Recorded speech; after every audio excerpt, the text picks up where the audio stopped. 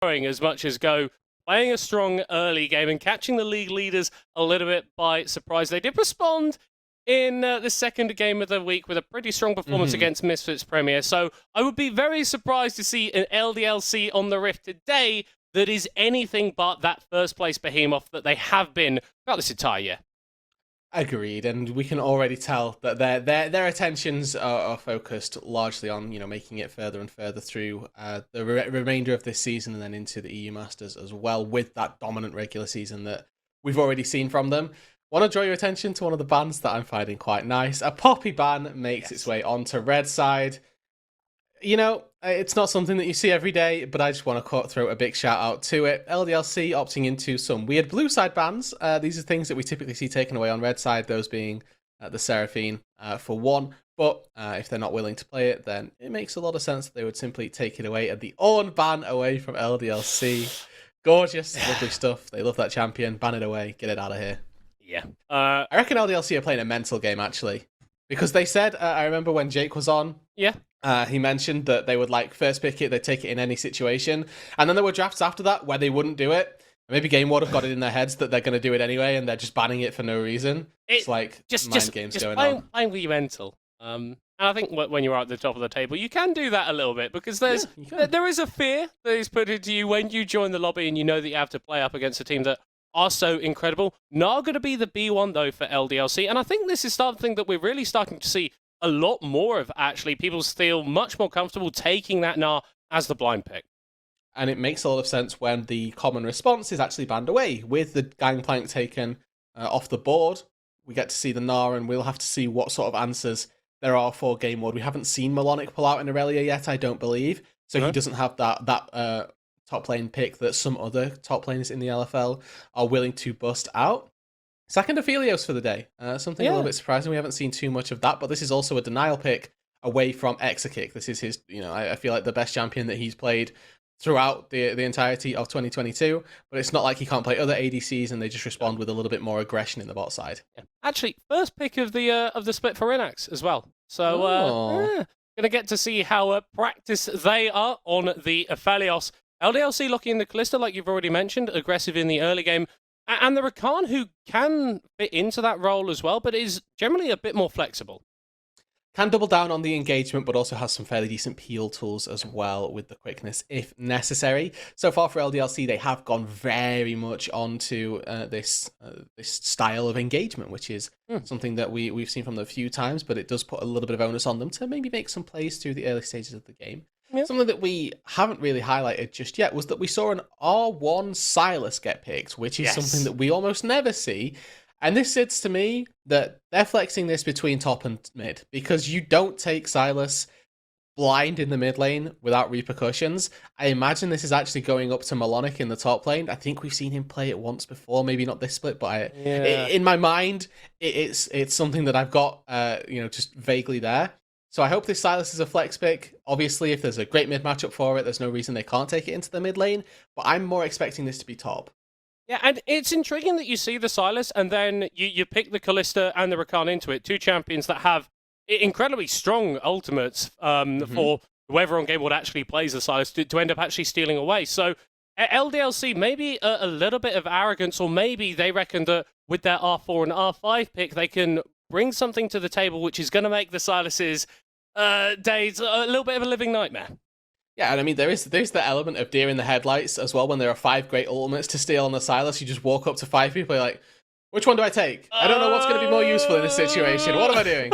Obviously, LDLC don't want to be just giving over random, very, very strong ultis if they can help it. But if they think that, regardless, they can go for some good fights themselves, then there's no surprises there. Red side Yone, red side Sylas. This is just Flex Pick City, baby. Yeah, both these champions can go into top lane, both of them to go into mid lane, which means that LDLC are having to draft with a little bit incomplete information. This is also leaving the jungle counter pick available for Game Ward as well, so they're kind of throwing a little bit of indecision for the LDLC side. It's actually the Cassiopeia going to be the lock-in. Okay, Rudu, I've not seen this one in a hot damn minute. I love Cassiopeia. As a champion, I think that she's actually just so well versed. I really like all of the tools that she has. She's very good actually at absorbing engagements. When you have the petrifying gaze, if people try and jump into you, you can just, ulti their face. And then there's always this, again, game of chicken this time on the game ward side, where if they go too far forward, they're always thinking, is Aka gonna roll? Is Aka gonna roll? Is Aka gonna roll? And then when that goes down, obviously, you've either been stunned or you're slowed and there's a lot of damage coming back at you. So game ward now have a real onus on them to focus out Ica very early on, because in terms of consistent DPS, the Cassiopeia is somebody that LDLC are going to be relying very heavily on, whereas the Callista, they're not, maybe a little bit more situational in terms of their damage profiles. But both of these teams so far, really good at engages, and they've got 2 targets on either side that we can be looking for. I think that's the key thing for me. Both of these teams have, honestly, a multitude of really incredible engage tools. And the thing is, when you've got 2 teams who are at the top of the table, we're not going to be seeing gameplay like we saw in Game 2 today. I imagine that if either of these teams is able to secure an early league onto one of their key carries, that they are going to play through them very, very heavily, and they're going to use these engage tools to get them further ahead and to claim victory. We are going to be jumping onto the Rift in just a moment.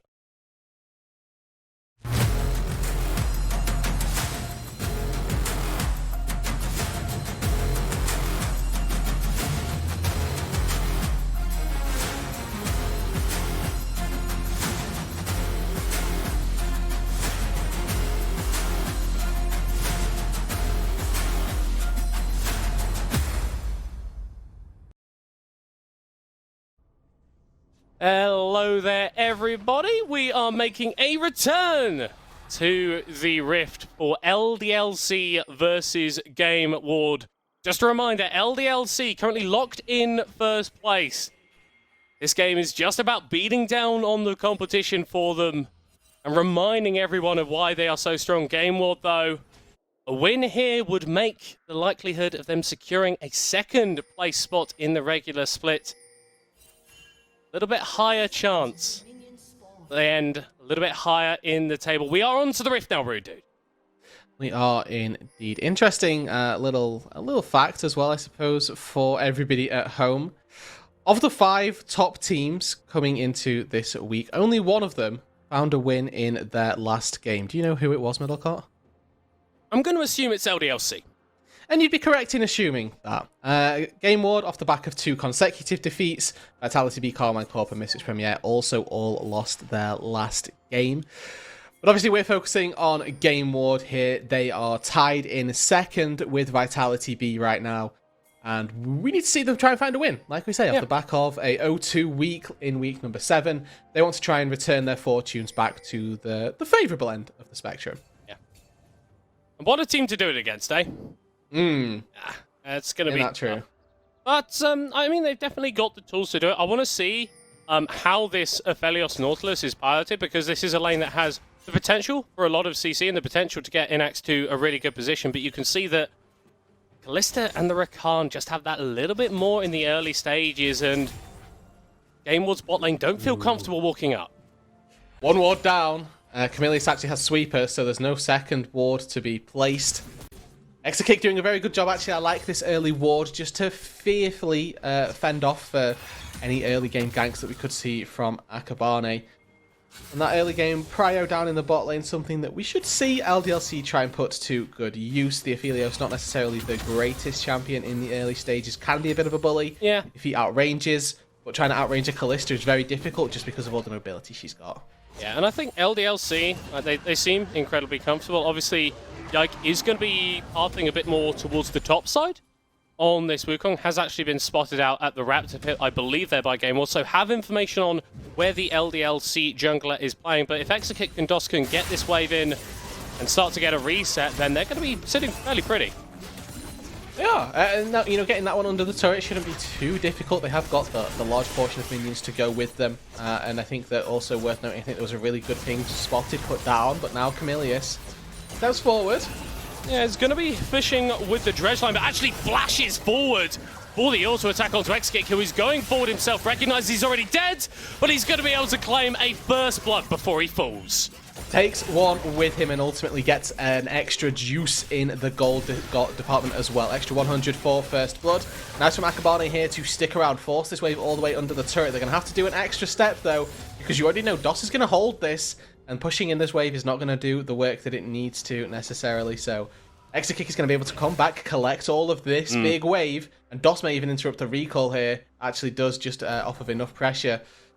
This is still good for LDLC's bot lane. It's a kill onto both ADCs and an experienced lead that's going to go the way of Xkick. Because DOS is, well, okay, DOS didn't base, but that wave is going to be shared between Inax and Akabane. Yeah, I think that's the key thing for me. Kalista and Rakana champions that spike so effectively at level 6 as Melonic is opting back in for the trade against Yike Ragnar, will not be falling down. And this Yone Voodoo, it's a weird one. It's not a pick that we typically see, but in your mind, why do you think that Game World have actually slotted this in to the composition that they've presented to us?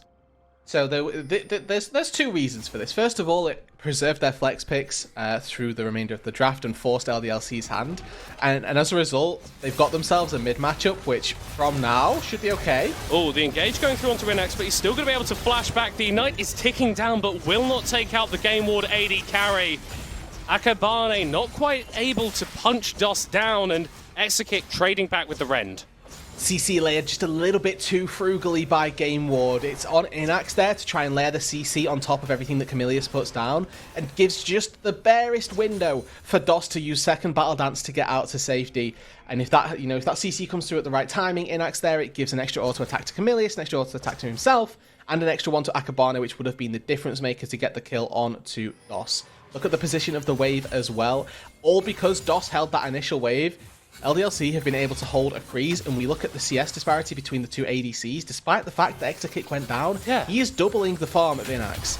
And this is absolutely ridiculous, and I don't think there's a team in the LFL, apart from LDLC, that can really generate advantages in such an intelligent way as Ica maybe getting caught in the mid lane, but with Camilius only just digging over to level 3. Not quite the place that he'd want to be on this Nautilus, as Yike has been caught out. Checkerlad flashing over the wall and keeps going with the chains, locking down that Rakan. The Gravitum slow enough to take them out. One more hit. Yeah, doesn't burn it there. Recognises Checo probably going to have some mobility spell up sooner rather than later. And keeps the flash for potentially another fight a little bit later down the road. But 2 kills now on Inax, this ADC who had been so starved of gold, so starved of resources and experience, able to move up into the mid lane, and is ultimately that X factor in the fight. You don't always anticipate the ADC roam at 4 or 5 minutes into the game. But Inax bites the bullet there, says I'm not getting anything bot lane. I'll happily transition myself up to this mid lane and get myself a couple extra little bits of gold. And this leaves us in a very weird place, rude dude. I kind of want to look at the AD carry gold, if that would be at all possible, because I feel like Xkick is still in the lead, but if you look definitely. Overall, it's actually Game Ward who have got the gold advantage.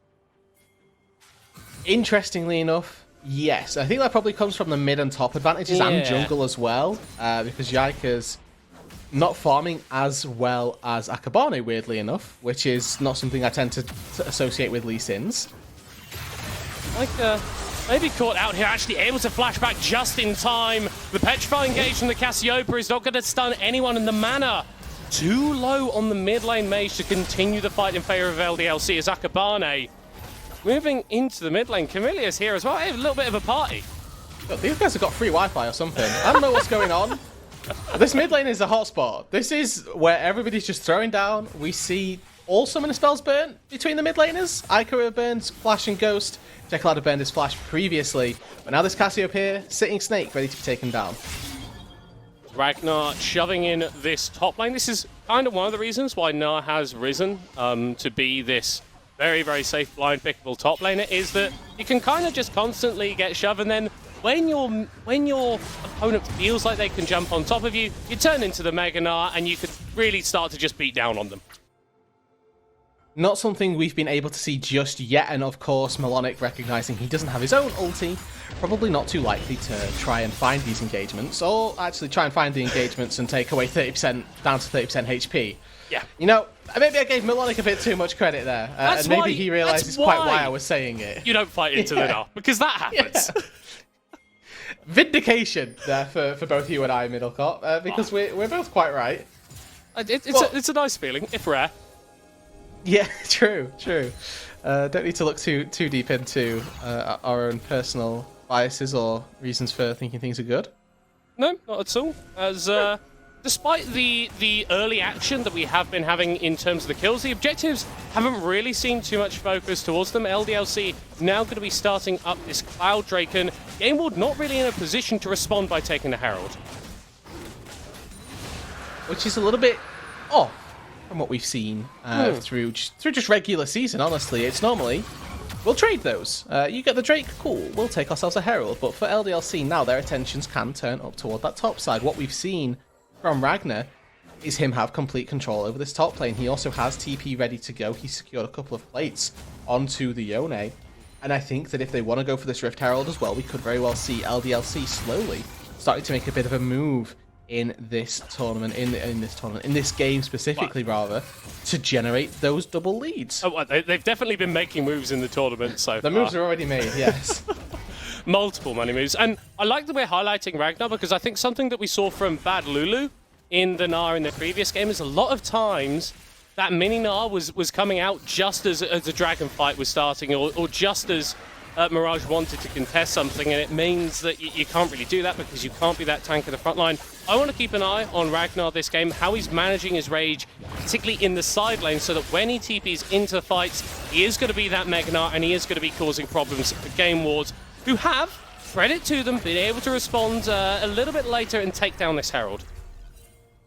And they didn't really lose anything for it either. Potential here for Inax to be in a little bit of trouble down on that bot side, since Camilius isn't in the lane just yet, and may well lose out on a little bit of priority because Camilius roamed up. Melonic very swiftly going back to his body there. Yeah, I think that the caution there is that if he stays too long, Ragnar can walk back to the shadow, just sort of sit and wait for him to come back, slam him forward, and then get a very favourable trade, and likely have to force Melonic's ult back out in response. But so far, you asked me the question, Middlecop, why have we seen Yone slotted in here? And thus far, we haven't really seen it fully utilised. I don't think that this was necessarily the answer to the Gnar that they'd expected to be able to use. More so just that the Sylas should be a much favourable matchup, a much more favourable matchup than the Yone is into the Cassio. Yeah, well, Ragnar doing exactly what you were talking about there, Rudu, recognising that Melonic has to go back to that clone of himself at some point, and you could just wail on him. No TP for Melonic either, so if he goes back to base, he's missing these minions, and likely going to miss the next wave as well to go with it. Ragnar just doing a very good job at single-handedly out-laning. I think largely this has come from that one mid-roam that we saw from Melonic, where he went into the mid lane, nobody really died, but there were a lot of cooldowns burnt. Melonic lost a little bit of experience up there, and Ragnar has been able to really compound that advantage and put himself now 4 plates up on the board. 30 CS lead almost coming back into the lane. And just off of one move into the mid lane where Melonic doesn't find anything, Ragnar is punished. And how many times has Yike been top lane? 0. This isn't Ragnar getting help from his team to generate these leads. It's him recognising advantages where he can take them, and opportunities to move a little bit further forward, as Melonic trying to trade, trying to go forward, but Ragnar, again, sidestepping the abilities and forcing the defensive Fate Seal. Really good top lane play by Ragnar. You know, there was, I think a week ago, maybe 2 weeks ago at Middlecop, I saw an RB1 and I was fuming. And now I've been converted. It wasn't just this game, it's a series of games that have turned me around. But we are really getting to see that if teams don't have the answer, they need to respect what Gnar can do. I was going to say fancy feet there from Ica. But Cassiopeia doesn't have feet. So that's right. That is right. Fancy tail? Fancy something? There's no good one. There isn't a good one. Like, if she was a fish, maybe it'd be fancy fins. Fancy fins. Oh, that's a good one. Next time we see Nami dodge something, we're seeing Fancy Fins, as Melodic actually traded relatively well with Ragnar there, but is still going to be forced to flash away every time we pan to this top lane. It is Ragnar absolutely obliterating Melodic.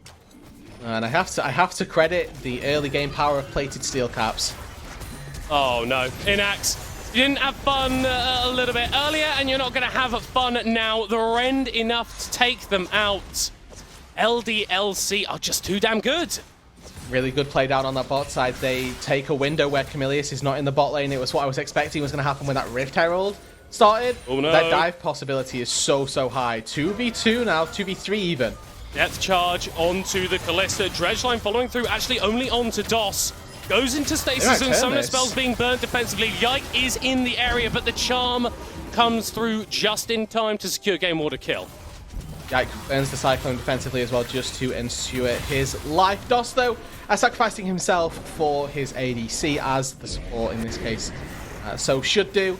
But this is a Rift Herald going down, and plates not going into Inax, who, as we get later into the game, should be a powerful force on this game ward team, but is not getting given those resources, unfortunately. Not being, given the tools necessary to be that late game carry force with any real margin of success. I do also want to mention something that we are seeing this Drake taken and that Herald down in the bot side, but Akabane on this Lee Sin has been very neutered, I want to say. Not really had the early game impact that you would necessarily expect from a Lee Sin, and once we start getting towards the team fights, the Cyclone from Yike is straight up a better version of the kick in many circumstances. Chocolad possibly on the wrong side of things, but ooh, they don't know. They don't know. They don't know. They don't know. This could be problematic for LDLC. Let's see how it plays out. This is a long game. This is a long game here. Extra kick. Jumps over the wall. Chocolad is going to pull back Camilius. You don't need your own Kalista when you could steal her ultimate. And the kiting from Extra Kick is perfect. But perfection is not enough to keep you alive. Camilius with a stopwatch under the turret saves his life. Tanking well from Chocolad as well. Make sure that his support can get out to safety. And that was so incredibly close. There was a part of me that thought Extra Kick was going to do the 1v3 right there. Ultimately, like you said, middle cot. The perfection was not good enough. And the long play plays out well for Chocolad. He has just sacrificed a ton of gold, a ton of experience for favor of taking down the Kalista, who is going to get another full wave. DOS can't be allowed to keep doing this, because he single-handedly kept Extra Kick in this game twice, 3 times now even, with the first freeze off of Extra Kick's first death, sacrificing his own life that we got to see about 2 minutes ago, and now holding this wave once again in a good position for Extra Kick. Extra Kick is at 11 CS per minute, which, considering that he died twice, is ridiculous. Yes. And I mean... And it's all thanks to DOS. But I mean, if we look in the mid lane as well, for Ica, the lead isn't as significant, but there's definitely a CS lead there, and LDLC, it feels like they're scaling very nicely into this game. Game Ward have the kill advantage, that they are down heavily in terms of gold. If we look at how well we're looking at our chance to scale, you mentioned it, jungle, Game Ward are outmatched. Late game, the mid laners going to be outmatched. Cassiopeia, one of the single best DPS mages that we have in League of Legends. The top lane, I'll say, you know what, we'll give the favour over to Game Ward. ADC as well, potentially, we give them favour in the late game, but that's imagining and that's assuming that they are at parity. Right now, Extra Kick, very far ahead of Inax. Top lane, Ragnar has permanently been outplaying Melonic in every single instance and has a lead to show for it as well. So these late game tools that Game Ward will have are so much further away than they would be in a traditional game.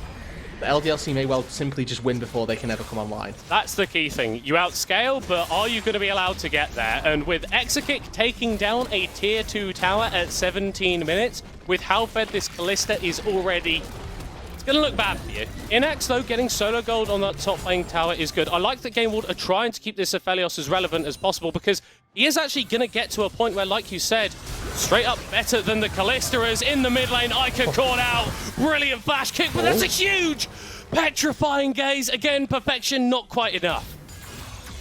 It was now this time middle cop, we can't quite give it perfection. What a shame. Can't quite give it perfection. Ica, unfortunately, too slow on his flash. As soon as you see Akabane ward hop towards you like that, you just have to flash preemptively.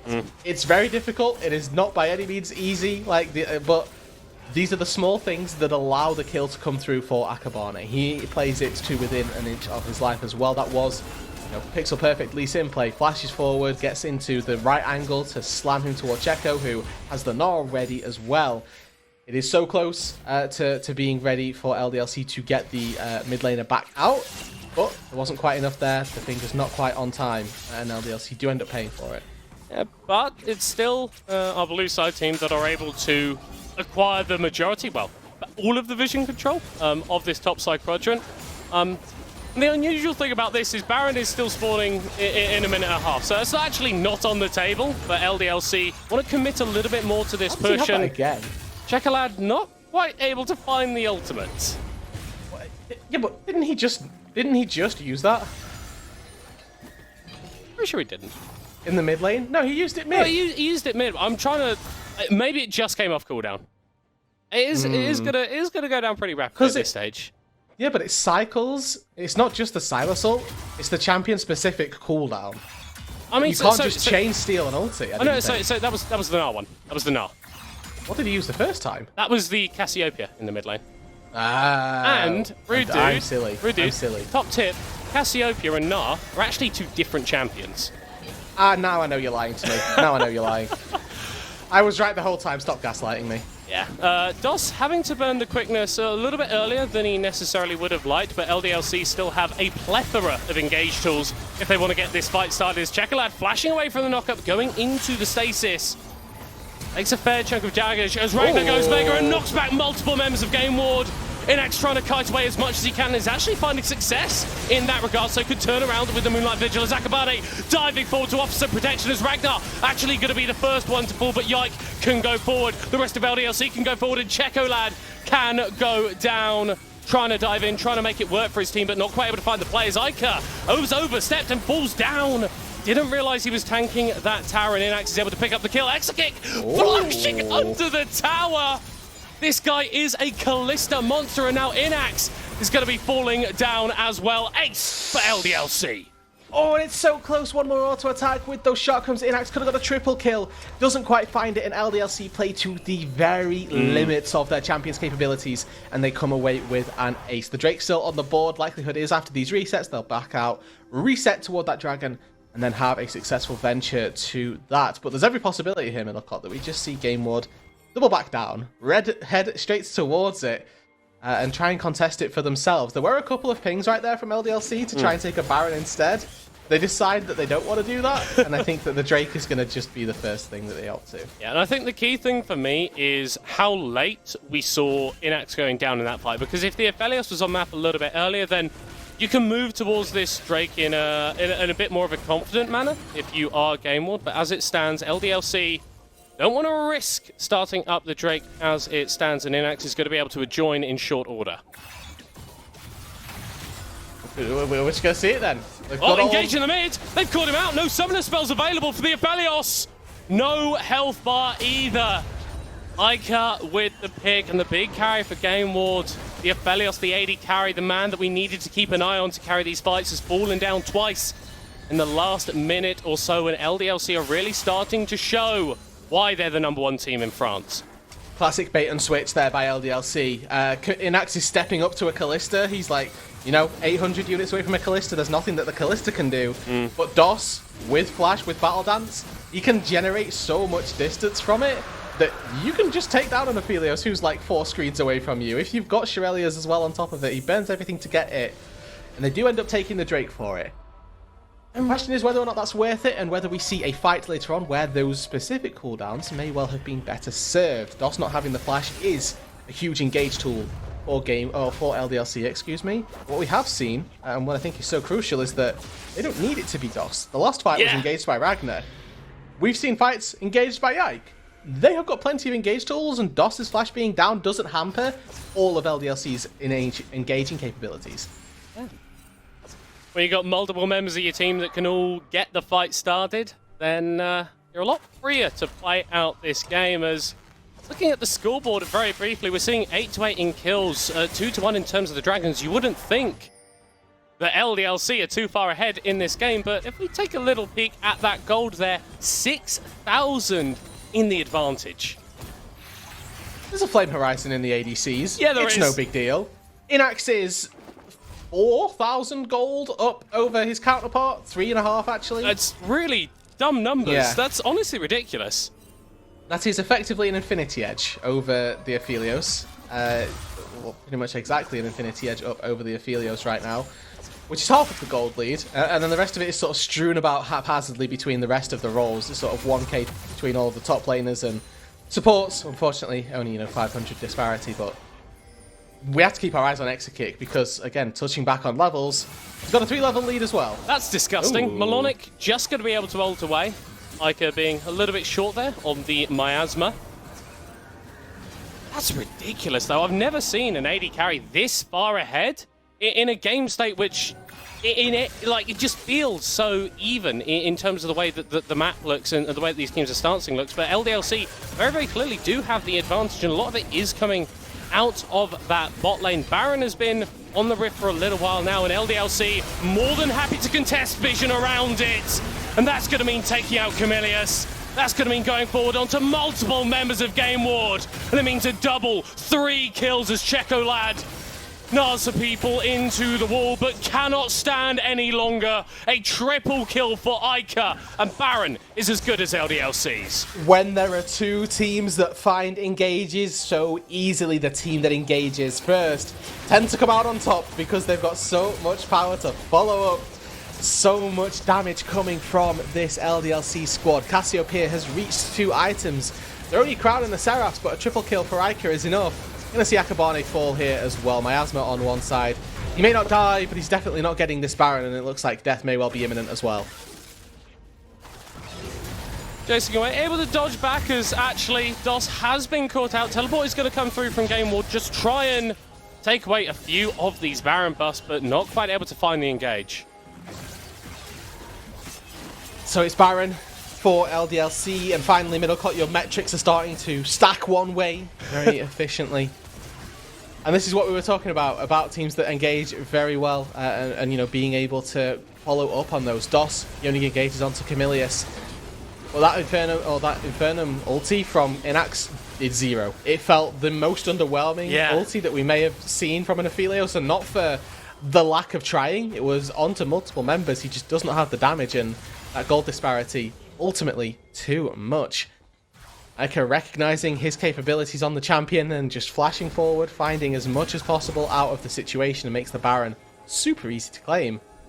Well, the question is, what do they go from here? Where do they go from here? And how much can they get with this? The way the game's going, I don't think that they'll be settling at the outer turrets. I don't think so either. General direction appears to be towards Game Ward's Nexus, and I imagine that LDLC are going to want to take that out fairly soon. Drake is spawning in 50 seconds, but it does appear that our league leaders are more focused on taking down some of these structures and advancing their pressure into the Game Ward base. These are the steps that you take. You take down the outer turrets and you make sure that you've got as much control outside of the base that you can choke out your opponents as best as possible. Game Ward have made a choice here to not make a stand for this inhibitor, instead try and put a little bit of gold elsewhere. Objective bounty claimed in the bot lane as, oh dear. Yeah, we're already seeing a fight, and we're already seeing Melonic in the death chamber. Momentary 5v3 in the base as Chekalad is recalled back, is moving over.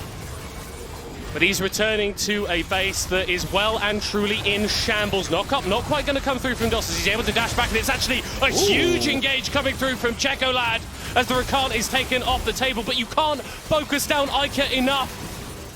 This Cassiopeia able to stand strong, but it's still 2 kills in favor of Game Ward. LDLC, they don't feel dissuaded though, having to stand up in the base before they finally make their way out. 1 Nexus turret and 2 inhibitors, the victims. Melonic does fall, but they do get a favourable fight somehow in the base Game Ward. Both Exakick and DOS falling. Don't know whether that's going to be enough though. They're going to default back. There's an Infernal Dragon on the board. This puts LDLC at soul point. 5 more minutes time, they're going to have that soul easily, you would imagine, in their back pocket. With that Baron, they've done the hard work. They've broken open the base, and now the game really does play out itself.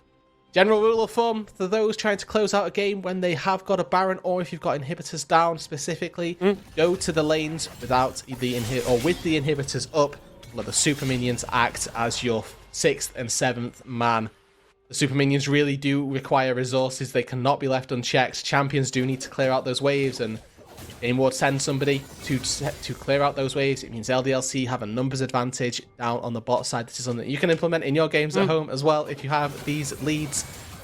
Very easy to close out games in this situation, and I imagine we're going to get a great example from LDLC.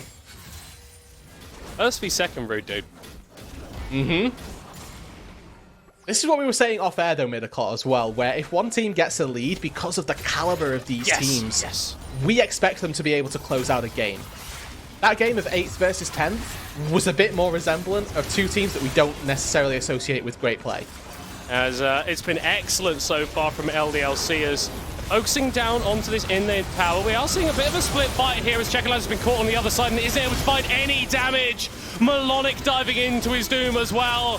And I think that's just going to be it. The dash back, the Gale Force, not enough to keep Inax alive, as it is a clean ace secured for LDLC. First place team for a reason and showing it off in style.